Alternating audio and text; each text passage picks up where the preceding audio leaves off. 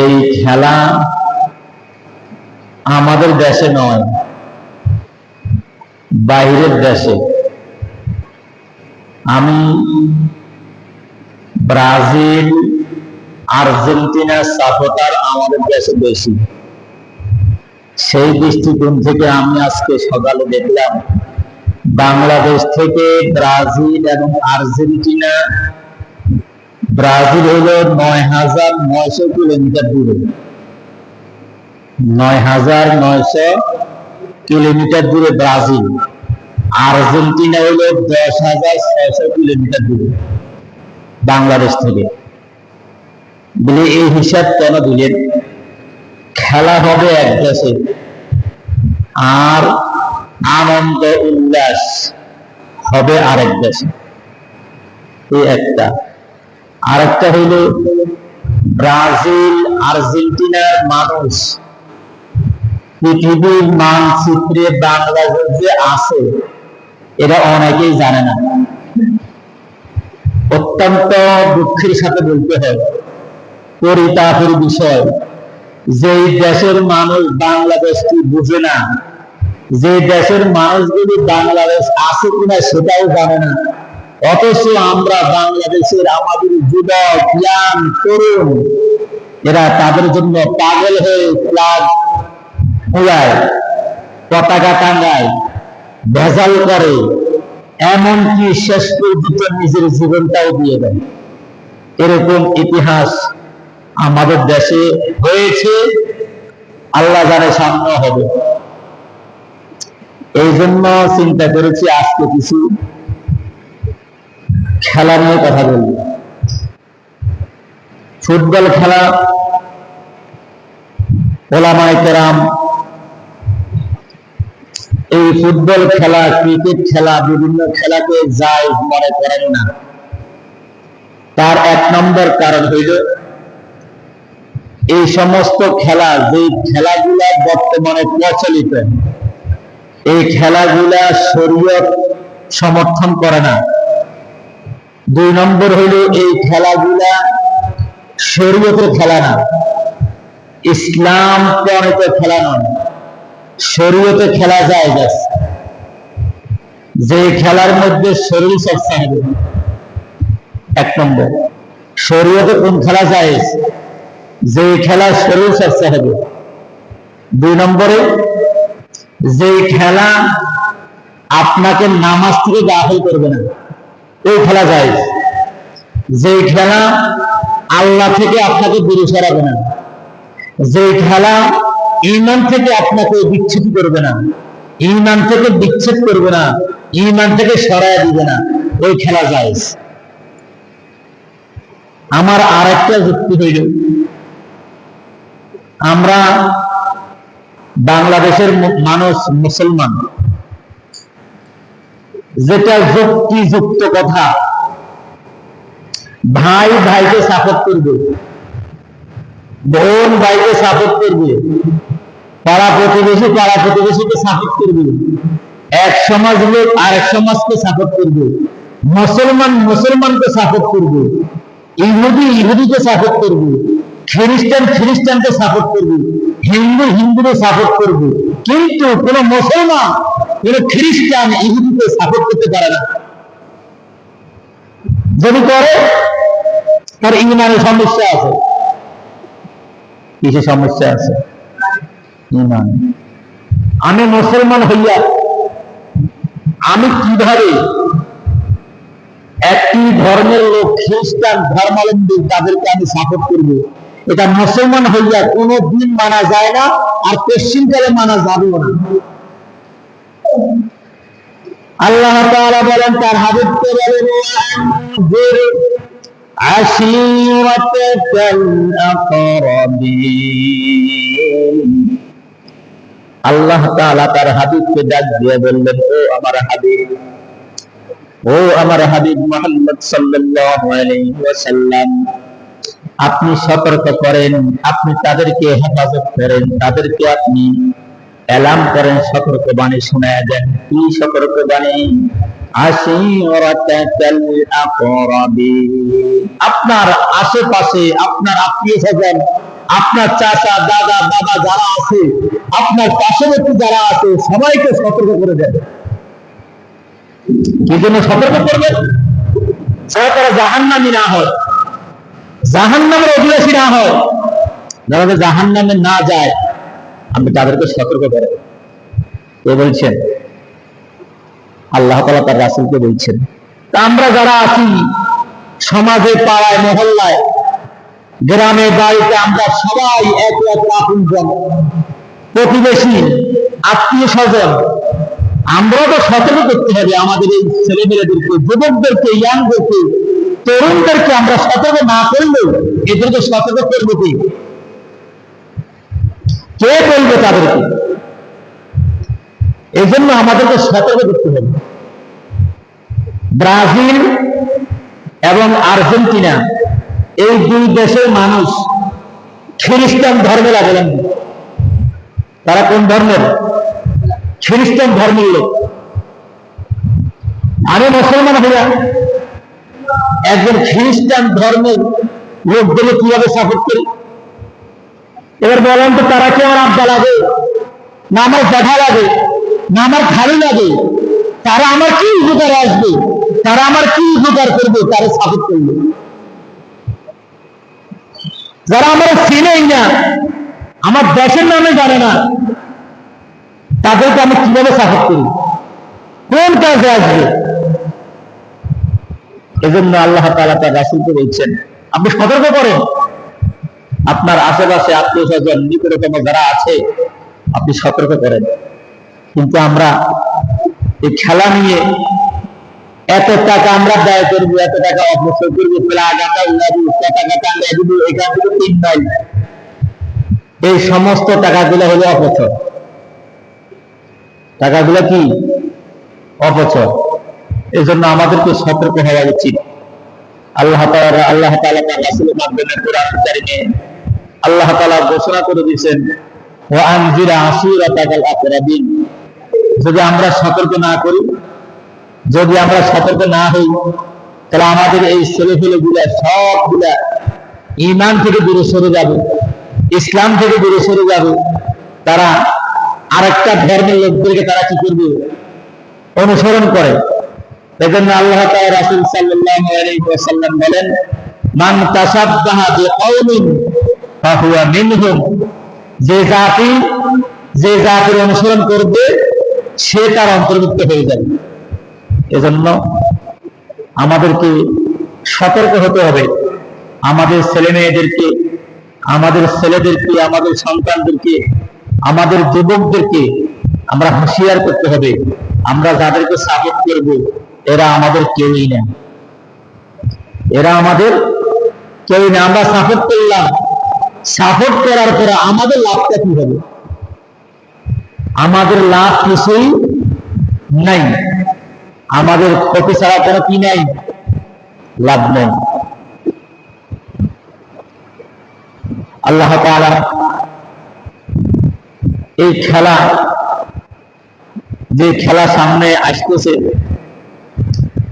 এই খেলার মাধ্যমে লক্ষ লক্ষ কোটি কোটি মিলিয়ন ডলার অপচয় হবে, যেটাকে আমরা বলি জুয়া খেলা।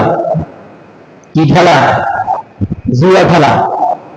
এই খেলা মুসলমানদের কোনো স্বার্থ নাই, মুসলমানদের কোনো উপকার নাই, ক্ষতি ছাড়া। এই জন্য আমরা এই খেলা থেকে আমাদেরকে সংযত রাখতে হবে, হেফাজত করতে হবে, খেলা থেকে দূরে থাকতে হবে। এই খেলা শুধু আমাদের ঈমান নষ্ট নয়, আমাদের সমাজ নষ্ট করবে, আমাদের নামাজ নষ্ট করবে, আমাদের ঘুমের সমস্যা করবে, আমাদের শরীর স্বাস্থ্যের অসুবিধা হবে, আমাদের বিভিন্ন সমস্যার সৃষ্টি হবে এই খেলা থেকে। আমাদের ছেলে মেয়েরা এই খেলা দেখবে রাত জেগে, যেহেতু আমাদের সাথে তাদের টাইমের মিল নেই, দিনের পার্থক্য আছে, রাত জেগে খেলা দেখবে, সময় অপচয় করবে। আর একজন মুসলমান সন্তান তার মূল্যবান সময় সে নষ্ট করতে পারে না। কিয়ামতের ময়দানে আল্লাহ তাআলা বান্দাদেরকে হিসাব দেবেন, বান্দা আল্লাহর সামনে হিসাব দেওয়া ছাড়া এক কদম আগাতে পারবে না, বিস্তার হতে পারবে না। আল্লাহ তাআলা বলবেন, লা তাজুলা কদমা ইবনে আদম ইয়াউমাল কিয়ামাহ, কিয়ামতের ময়দানে বান্দা এক কাল নড়াতে পারবে না হিসাব দেওয়া ছাড়া। আল্লাহ তাআলা প্রশ্ন করবেন, হাত্তা ইয়াসআলু শাবাবুহু ফীমা আবলা, ও আমার বান্দা, দুনিয়ায় তোমার যৌবন কোন কালে তুমি ব্যয় করেছ, তোমার জীবন কোন কালে তুমি খরচ করেছ। আল্লাহ তাআলা কিশোর কালের হিসাব নেবেন না, শিশুকালের হিসাব নেবেন না, আল্লাহ তাআলা বৃদ্ধকালের হিসাব নেবেন না। আল্লাহ তাআলা বান্দার হিসাব নেবেন যৌবনকালের হিসাব। যৌবনকালে আল্লাহ তাআলা বান্দাকে শক্তি দিয়েছেন, ক্ষমতা দিয়েছেন। বান্দা তার যৌবনকাল কোন কালে খরচ করেছে। ও যুবক, ও তরুণ, ও ইয়াং ভাইরা আমার, যৌবনকাল কোন কালে খরচ করতেছ, খরচ করবা। এখন থেকে আমার আপনার সিদ্ধান্ত নিতে হবে, আল্লাহর সামনে যৌবনকালের হিসাব দেওয়া ছাড়া একটা মানুষও একটা ধর্ম আগাতে পারবে না। কোন কালের হিসাব? যৌবনকালের হিসাব। যৌবন তোমার দিচ্ছে কি? যৌবন দিল কি? আর খরচ করে কোথাও? যৌবন দিল আল্লাহ, শক্তি দিল আল্লাহ, সামর্থ্য দিল আল্লাহ, আর খরচ করে খ্রিস্টানদের পিছনে। এই জন্য আল্লাহ স্মরণ করে দিচ্ছেন, কোরআনুল কারীমের সূরা ৩ এর মধ্যে আল্লাহ বলেন, ওয়াত-তিন ওয়াজ-যাইতুন ওয়া তুর সিনিন ওয়া হাযাল বালাদিল আমিন লাকাদ খালাকনাল ইনসানা ফি আহসানি তাকওয়িম। তোমার এই সুন্দর অবয়ব কে দিয়েছেন? তোমার এই সুন্দর সৃষ্টি। তোমার যেখানে কান লাগানো দরকার কান লাগিয়েছেন কে? যেখানে নাক লাগানো দরকার নাক লাগিয়েছেন কে? যেখানে চোখ লাগানো দরকার চোখ লাগিয়েছে কে? এত সুন্দর করে আল্লাহ তোমার অবয়ব দিয়ে সৃষ্টি করেছেন। আল্লাহ তাআলা বলেন, বান্দা একটু স্মরণ করো, তুমি যখন তোমার মায়ের গর্ভে ছিলে, তোমার মায়ের গর্ভে আমি তোমার জন্ম দিয়েছি, সৃষ্টি করেছি, বানাইলাম। তোমার মায়ের গর্ভের মধ্যে তোমার সব আকৃতি আমি দিলাম, ঘরে মাছ হয়ে গেল। এই আকৃতির মধ্যে আমি কাউকে হাত দিতে দেই নাই। যেখানে তোমার বাবার কর্তৃত্ব নাই, মায়ের কর্তৃত্ব নাই, পৃথিবীর কাউকে আমি লাগাই নাই, ডাক দেই নাই। বান্দা ওই 9 মাস মায়ের পেটে ছিলে, স্মরণ করে দেখো যে মায়ের পেটের ভিতরে আমি তোমার নাকটা জায়গা মতো লাগাইলাম, তোমার চোখটা আমি সুন্দর মতো জায়গা মতো ঠিক করে দিলাম, কানটা সুন্দর মতো এখানে সেট করলে ভালো হবে, কানটা আমি সেখানে সেট করে দিলাম, তোমার মুখের অবয়ব কাঠামো আমি সুন্দর করে সৃষ্টি করলাম। বান্দা এত কিছু দেওয়ার পরে বান্দা তুমি আমি আল্লাহর বিরুদ্ধে তুমি খ্রিস্টান ইহুদি ধর্মের লোকদের পিছনে কেন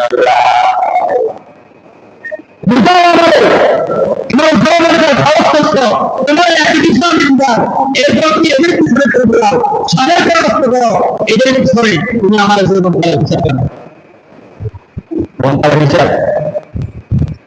কোন কালের হিসাব বলেন, কোন কালের হিসাব? যৌবনকালের হিসাব।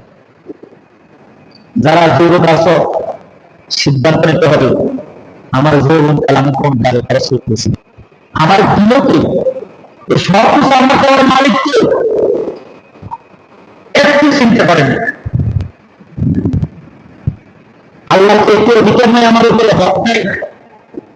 এত সুন্দর করে আমরা বানালেন, প্রতিবন্ধী করলেন না, চোখ অন্ধ বানালেন না, আমার বেশি বানালেন না, আমার নাক ঠিক রাখলেন, চোখ ঠিক রাখলেন, সব সুন্দর করে আমার দিছে। এখন তুমি খেলাও, লাফাও অন্যের খেলা দেখে। আসল খেলা শুরু হবে কবরে যাওয়ার পরে। আসল খেলা কি? কবরে যাওয়ার পরে কি হবে? শুরু হবে। এজন্য আল্লাহ তাআলা বান্দাদের বলব, এখন আমরা মুরব্বী যারা আছি আমরা কি করতেছি? আমরা কি করতেছি? মুরব্বীদের কোনো দায়িত্ব নাই, নাই দায়িত্ব। এখন ছেলের বলে ছেলে নামাজ পড়ে না, রোজা রাখতে গেলে রোজা রাখে না, মসজিদে আসতে গেলে আসে না, এটা কি ছেলের দোষ না গার্ডিয়ানের দোষ? কার দোষ? আল্লাহ তাআলা রাসূল বলছেন হাদিস শরীফ করে 7 বছর বয়স হয়েছে তার মসজিদে আনো, নামাজ কিভাবে পড়ে তারা ট্রেনিং দেয়, 10 বছর বয়স হয়েছে তারা শাস্তি দেয় নামাজ কেন পড়ে না। কেন বলছে? ওই সময় গেঁড়ি নরম খায়, গেঁড়ি কি খায়, গেঁড়ির লোক কি খায়, নরম থাকে। আমরা জানলে হ্যান্ডেল করবো, আর যখন 16 বছর 18 বছর হয়ে যাবে তখন গেঁড়ির লোক শক্ত হয়ে যায়। কিসের লোক? বাবা বললে বিড়ি খায়, মা বললে বিড়ি খায়। এটা কার দোষ? কার দোষ? ছেলে নামাজ পড়ে না, মসজিদে আসে না, আপনি যে দেখলো ছেলে আসে না, কেন আসেন, তখন তো কই শুনে না, চেষ্টা করে শুনে না। ওই ছেলেকে আপনি কিস্তি ওঠাই, লোন নেই, সুদ নেই, আপনি ওই ছেলের বিদেশ পাঠান, সেখানে কি কষ্ট নাই? লোন নিতে কষ্ট হয় না? সুদ নিতে কষ্ট হয় না? এর বিদেশ করাতে কষ্ট হয় না? এতগুলো কষ্ট আপনি কেমন করবেন? সেখানে স্বার্থ আছে, ছেলে বিদেশ দিয়ে আমি পেঁচে পাবো, এজন্য সব কষ্ট সহ্য করি, মানুষের ভাড়া বাড়ি দিয়া খাওয়া করতে যা সুন্দর করে ছেলের বিদেশ করাইছেন, ছেলে আমরা কথা মতো কেমন দিয়ে গেছি, সেখানে কেন ছেলে কথা, আর এখানে কেন ছিল না? তাহলে ব্যর্থ বাবা বলেন তো, আসল কোনটা নকল কোনটা? কোনটা আসল? আমরা আসলে পিছনে দৌড়াই না, ছেলে মেয়েদেরকে সেদিকে আমরা ধাবিত করি না, আমরা সেদিকে চালাই না, যেটা নকল আমরা সেদিকে তাদেরকে ধাবিত করি। এই জন্য আল্লাহ তাআলা বলছেন আপনার আপনজন, আপনার আশেপাশে প্রতিদিন যারা আছে সবাইকে সতর্ক করেন, জাহান্নাম থেকে সতর্ক করেন। আপনার ছেলে বিদেশ যাবে, টাকা রুজি করবে, আপনি সদি করে স্ত্রী পাঠাইছেন, সে হারাম আপনি ভাবেন, আপনি জাহান্নামী, ছেলেরও জাহান্নামী বানাইছেন। এরকম ঘটনা কি আমাদের দেশে নাই? নাই। নিজেও জাহান্নামী হইলে সন্তানকে জাহান্নামী বানাইছে। আল্লাহ তাআলা বলেন ওয়াকফিদ জানাহাকা লিমান ইত্তাবা'আকা মিনাল মুমিনিন। আল্লাহ তার রাসূলকে বললেন, হে আল্লাহর রাসূল, আপনি মানুষের সাথে কোমল সুরে কথা বলেন, মুমিনদের সাথে আপনি নরম সুরে কথা বলেন। এরপর আল্লাহ তাআলা বলেন, বাইনা সাউতা ফাকুল ইন্নী বারিউম মিম্মা তা'মালুন।